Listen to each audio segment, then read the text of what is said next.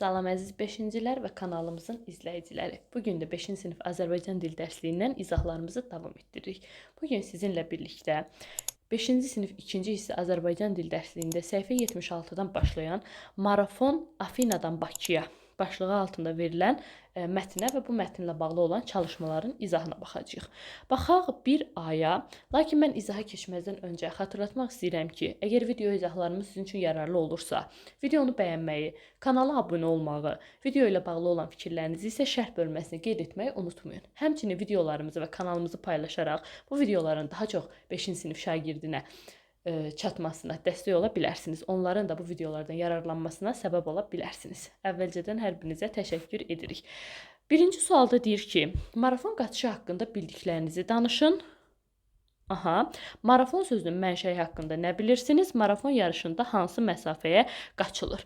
Deməli, biz tarixdən marafon yarışının yaranması haqqında həmçinin aşağı siniflərdə müəyyən məlumatlara sahibik. Marafon Yunanistanda bir şəhərin adıdır. Qədim dövrlərdə Dara, belə deyək də, Əhəməni hökmdarı olan Dara öz sərhədlərini genişləndirmək üçün Yunanistana hücum edir.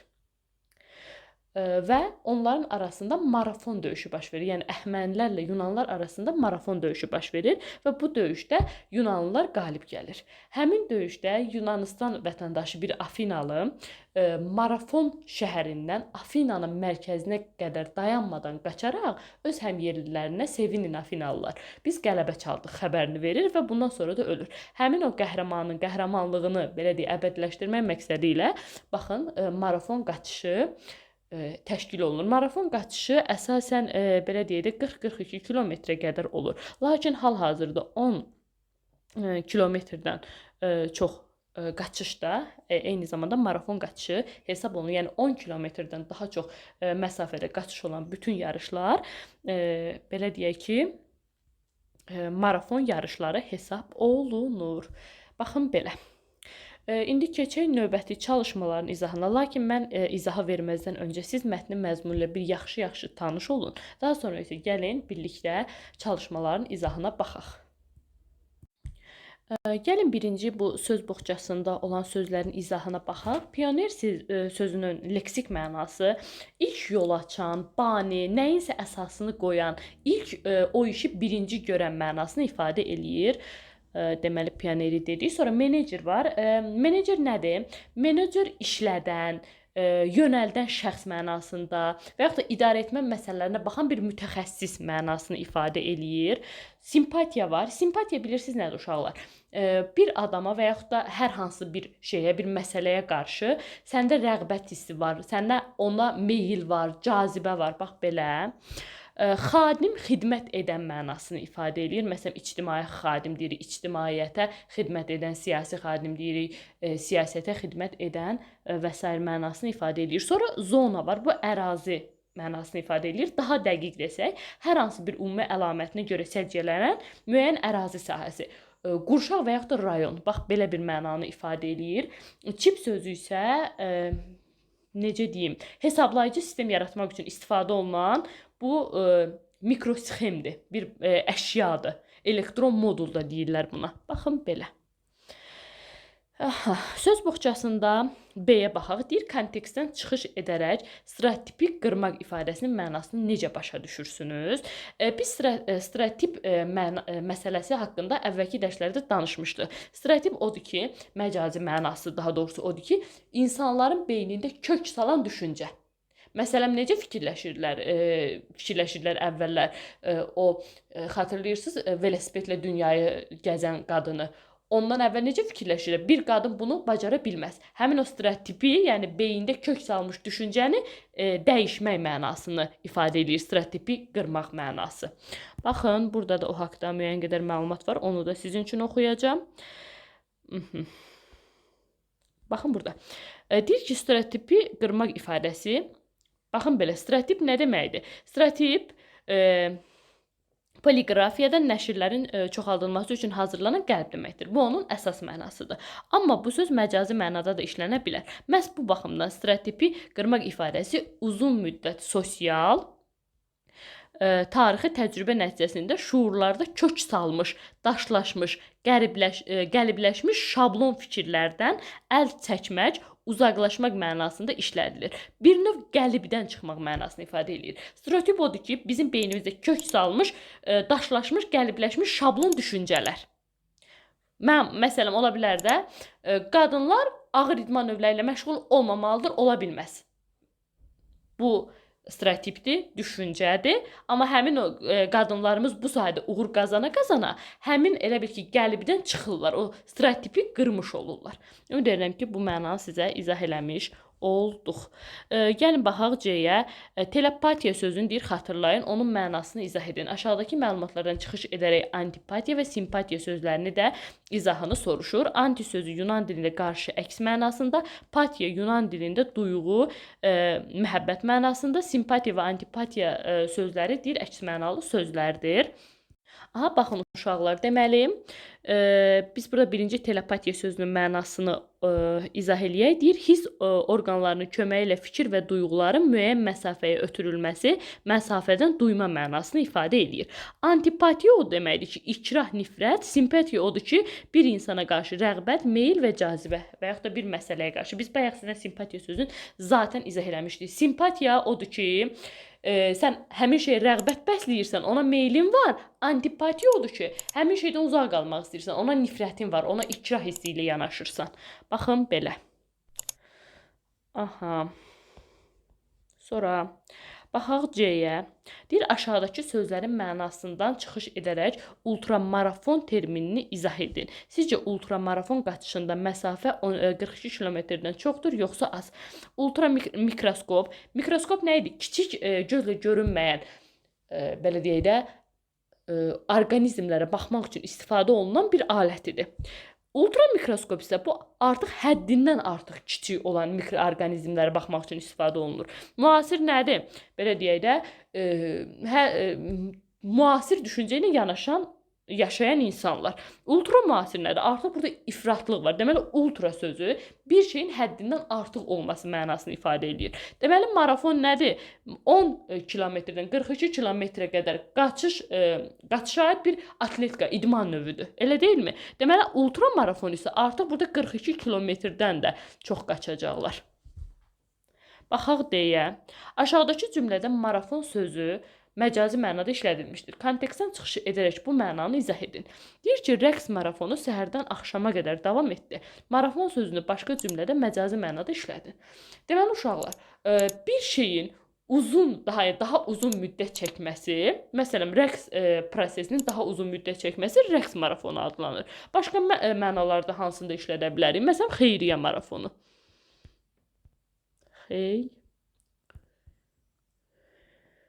Xeyriyyə marafonu. Baxın belə. Nə anladın? Aha, deməli ki, ada bizdə doğru və yanlış olanları seçirlər. Mətni oxuyaraq bunların çalışmalarına baxmalıyıq. Aha, ilk müasir Olimpiya oyunları deyir Afinada keçirilib. Bəli, bu doğrudur. Hər il keçirilən marafon yarışlarında yalnız peşəkar idmançılar iştirak eləyir. Xeyr, bu yanlışdır. Aha, sonra 3. 1967-ci ilə Boston marafon yarışının qalibi qadın olub. Aha, yanlış. Sonra, müasir dövrdə keçirilən Olimpiya oyunlarında kişilərin marafon yarışına qadınlar qatıla bilməzlər. Bəli, bu doğru fikirdir. Bakı marafonunda yalnız Azərbaycan vətəndaşları iştirak eləyir. Baxın, bu yanlış fikirdir. Sonra, Bakı marafonunda qaçışın finiş xətti Olimpiya stadionundandır. Bu da həmçinin doğrudur. Bəli, baxın, belə. Aha, B-yə baxaq. Deyir, marafon Afinadan Bakıya mətnini 2 hissəyə bölsəydiniz, ikinci hissə hansı abzasdan başlayardınız və fikrinizi əsaslandırın. Gəlin, baxaq bir dənə mətnə. Görək, biz hansı hissədən bura başlamalıyıq.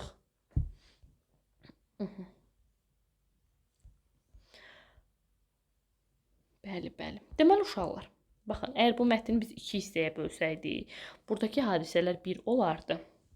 Ta bura qədər bir də bir haşiyə verilib, bu da həmçinin ora daxil olardı. İkinci hissə buradan başlaya bilərdi. Yəni buranı yazıram ikinci hissə. Belə.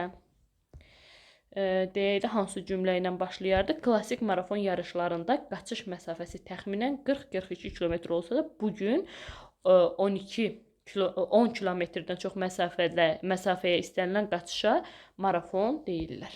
Məncə bu hissə ikinci hissə hesab oluna bilər. Mətnin abzaslarını deyir yarım başlıqlarla adlandırın. Gəlin bir-bir adlandıraq, görək hansı yarım başlıqları bura seçə bilərik. Gedək bura. Birinci baxaq. Deyir, marafon uzun məsafəyə qaçışı nəzərdə tutun. Burada məsələn şey taparıq da. Nə yaza bilərik?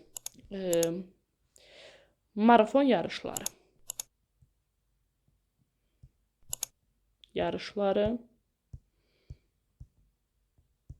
Və yaxud da ənənəvi marafon yarışları da yaza bilərik. Ənənəvi marafon yarışları. Birinci abzas. Bir vaxtlar elə düşünürdülər ki, qadınlar... Burada ola bilər qadınlar və marafon. Yəni, ikinci abzası belə adlandıra bilərik. Marafon. Sonra üçüncü abzası necə adlandıra bilərik? Burada qadının bu hissəni.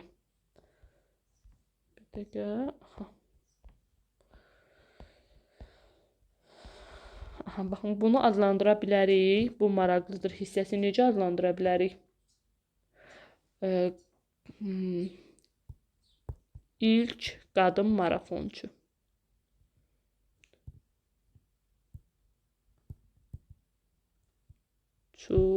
Belə.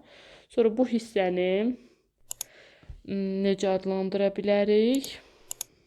Bu hissəni necə adlandıra bilərik? Marafonun məsafəsi məsələn adlandıra bilərik. Məsafəsi. Sonra Bakı marafonu adlandıra bilərik. Növbəti baxın bu hissəni. Sonra bu hissəni adlandırırıq Bakı marafonunun xüsusiyyətləri.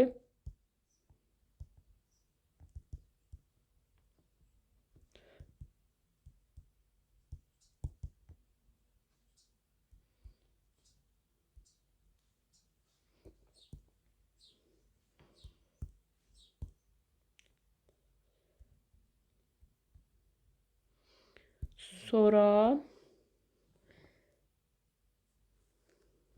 bura qədər. Sonra da Bakı marafonunun xüsusiyyətləri. Bir də bu hissəndə, axırıncı hissəndə Bakı marafonunun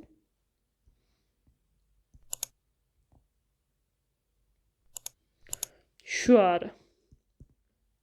Baxın belə. Bu formada yaza bilərik təqribən. Baxaq C-yə. C-də bizə nə deyir? Deyir, mətndəki haşiyə ilə bağlı sualları cavablanın. Sizcə haşiyədə verilən mətn bədidir, yoxsa qeyri-bədii mətndir? Burada haşiyə sözünün mənasında biz üçün izah eləyiblər. İndi oxuyarıq. Fikrinizi əsaslandırın. Müəllif nə üçün bu məlumatı haşiyədə verib? Müəllif haşiyəni bu maraqlıdır adlandırıb. Bəs siz haşiyədəki mətni hansı başlıqla adlandırardınız? Deməli, haşiyə nə deməkdir? Deyir ki, mətnlərdə bəzən varlıq, hadisə və ya problemlə bağlı əlavə məlumat haşiyədə verilir. Yəni dizayninə görə əsasən mətndə seçilir. Bunun müxtəlif səbəbləri var. Oxucuların diqqətini çəkmək, əsas mətnin axıcılığını, məntiqi ardıcıllığını pozmamaq. Deyir, burada birinci uşaqlar onu yadda saxlamaq lazımdır ki, bu qeyri-bədii mətndir. Həmin haşiyədə verilir. Qeyri-bədii Aha, qeyri-bədii mətndir. Nə üçün müəllif bunu haşiyədə verilib? Onu daha çox diqqətə çatdırmaq üçün, mətnin məzmun ardıcıllığını pozmamaq məqsədi ilə verilib, axıcılığı təmin etmək üçün. Onu niyə bu maraqlıdır adlandırıb? Çünki əlavə bir məlumat olaraq verib. Yəni biz marafon qaçışları haqqında oxuyuruq və ilk qadının da bu marafon yarışlarda iştirakını deyirik. Əlbəttə hamına maraqlı olar bilər ki, o qadın orada iştirak etdiyi zaman hansı çətinliklərlə qarşılaşıb. Bəs siz bu haşiyəni necə adlandırardınız? Mən adlandırardım ki, tutaq ki, belə adlandıra bilərik də, cəsarət tələb edən iş. Baxın belə. Haşiyədə verilmiş məlumatdan çıxış edərək aşağıdakı fikirləri əsaslandırın. Svitzer soyadı həm kişilər, həm də qadınlar bu adı daşıya bilirlər. Bəli, bu doğru fikirdir. Çünki həmin qadın, bu soyadı daşıyan qadın marafona öz baş hərfini, mən indi o hissəni tapım siz üçün, öz baş hərfini və soyadı ilə qeydiyyatda keçib və heç kim bilməyib ki, buradakı o həmin adam qadındır. Deməli, Svitzer həm qadınların, həm də kişilərin istifadə etdiyi bir soyaddır. Ona görə də öz adında yazmışsa, baş hərfini yazıb deyə biz təxmin eləyə bilirik ki, bu soyaddan həm qadınlar, həm də kişilər istifadə edir. Yalnız qadınlar istifadə eləsəydi, məsələn, təşkilatçılar görərdi ki, burada bir qadın var da, qadın adı var və onu orada çıxardardılar. Aha, baxın belə, gəlin ardıcıl olaraq digərlərini də izah eləyək. Nə deyir? Deyir ki, 2020-ci ildə Bakı marafonunda hazırlanmış reportajı oxuyun və əsas məlumatları qeyd edin. Reportaj hər hansı hadisə, tədbir haqqında yazılı və ya şifahi məlumat, reportajın müəllifi hadisənin şahidi və iştirakçısı olur. Burada küləyə qalib gəlin haqqında danışır. Siz bunu bir dəfə yaxşı-yaxşı oxuyarsınız. Biz də gəlin yazı hissəsinə baxaq. Şahidi və ya iştirakçısı olduğunuz hər hansı bir tədbir, ekskursiya, görüş, konsert və ya tamaşa haqqında yazılı bir reportaj hazırlayın. Aşağıdakı məlumatlara aşağıdakı təlimata deyir əməl edin. Deməli uşaqlar, bu sizin biraz fərdi çalışmanızdır. Mən sizə bir nümunə deyəcəm. Siz ona uyğun olaraq özünüz iştirak etdiyiniz bir ekskursiyaya getmisinizsə, konsertə getmisinizsə, tamaşaya getmisinizsə, bu haqqda müəyyən bir məlumat, belə deyək, müəyyən bir reportaj hazırlayarsınız. Reportaj sözünün mənasını burada qeyd eləyiblər. Deyir, hər hansı bir hadisə, tədbir haqqında yazılı və şifahi məlumat, reportajın müəllif hadisələrin şahidi və iştirakçısı olur. Onu zaten siz üçün oxumuşduq. Mətnin adlandırılması üçün cəlbedici başlıq düşünmək lazımdır. Giriş hissədə əsas məlumatlar haqqında məlumat verirsiniz. Əsas hissədə vacib faktları qeyd edib, şahid və iştirakçılardan müsahibə alırsınız. Onların maraqlı fikirlərini də reportaja daxil edirsiniz. Sonluqda isə hadisənin nəticəsini göstərən və buna münasibət bildirin. Hadisənin mühüm məqamlarını əks etdirən cəlbedici fotoşəkillər çəkin. Deməli uşaqlar, məsələn, hər hansı bir tutaq ki, biz Şəki gəzməyə getmişik ekskursiya vasitəsilə. Tez-tez məktəblər arasında belə ekskursiyalar təşkil olunur. Məsələn, qeyd edə bilərsiniz ki, Bakıdan qədim tariximizə. Siz bilirsiniz ki, məsələn, Şəki şəhəri bizim çox qədim tarixə malik olan şəhərlərimizdən biridir. Deməli, girişdə başlayırsınız Şəki haqqında məlumat verməyə. Şəki Azərbaycanın ən qədim şəhərlərindən biridir. Burada Şəki Xan Sarayı yerləşir. O daima turistlər cəlb edir. Şəkinin tarixi haqqında bir çox kitablar qeyd olunmuşdur. Şəkinin gəlməli, görməli yerləri haqqında müəyyən məlumatlar verirsiniz. Aha, sonra əsas hissədə dedik ki, baxın, bunları qeyd eləyin və məsələn, ekskursiya iştirakçılarından, tutaq ki, sinif yoldaşlarınız var sizinlə 2 nəfər, onların da bu haqda belə deyək, fikirlərini ala bilərsiniz və yaxud da ekskursiyada əcnəbi vətəndaşlar var. Onların da nə bu haqda qeyd eləyirlərsə, onların da danışdıqlarını həmin bu reportaja qeyd eləyirsiniz. Sonluqda isə ümumiyyətlə Azərbaycanı gəzməli, görməli yerlərinə baxış keçirməyin vacibliyini, tariximizi daha dəqiqdən öyrənilməsinin vacibliyini qeyd edirsiniz. Baxın, belə bir reportaj hazırlaya bilərsiniz. Ümid edirəm ki, video izahımız sizin üçün yararlı oldu. Gələn dərslərdə görüşmək ümidi ilə.